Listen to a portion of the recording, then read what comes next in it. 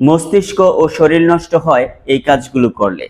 Number 1, গভীর রাত পর্যন্ত জেগে থাকলে। আপনি যদি গভীর রাত পর্যন্ত জেগে থাকেন তাহলে আপনার মস্তিষ্ক তো নষ্ট হবেই, সাথে সাথে আপনার শরীরও নষ্ট হয়ে যাবে।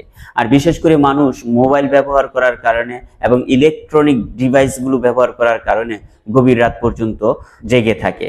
এর ফলে মানুষের মস্তিষ্ক এবং শরীর দ্রুত নষ্ট হয়ে যায়, দুর্বল হয়ে যায়, মানুষ অসুস্থ হয়ে যায়। নাম্বার 2, সকালে দেরি করে ঘুম থেকে উঠলে।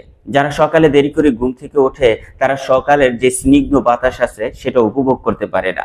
সকালের স্নিগ্ধ বাতাস উপভোগ করতে চাইলে ভোর সকালে ঘুম থেকে উঠতে হবে। আর এই যে মানুষ দেরি করে যে ঘুম থেকে ওঠে এর ফলে মানুষের মস্তিষ্ক এবং শরীর দুর্বল হয়ে যায়। নাম্বার 3, সকালে নাস্তা না করলে। অনেক চাকরিজীবী সকালে নাস্তা না করেই চাকরিতে চলে যায়। তারা জবটাকে প্রায়োরিটি দেয়, জবকে বেশি প্রাধান্য দিতে গিয়ে তারা সকালের নাস্তাটা করতে পারে না। এতে করে তাদের মস্তিষ্ক এবং শরীর দিন দিন দুর্বল হয়ে যায়। তারা বেশি পরিমাণ কাজ করতে পারে না, ক্রিয়েটিভিটি নিয়ে কাজ করতে পারে না।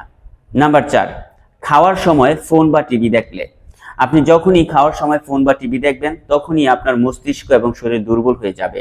দেখবেন আপনার খাওয়াতে মন বসছে না, আপনার সম্পূর্ণ মনোযোগ গিয়ে আছে সেই ফোনে অথবা টিভির কোনো অনুষ্ঠানে। সুতরাং খাওয়ার সময় ফোন এবং টিভি এ দুটি আপনার মস্তিষ্ক এবং শরীরকে দুর্বল করে দিচ্ছে। নাম্বার 5, কোনো কিছু নিয়ে বেশি চিন্তা করলে।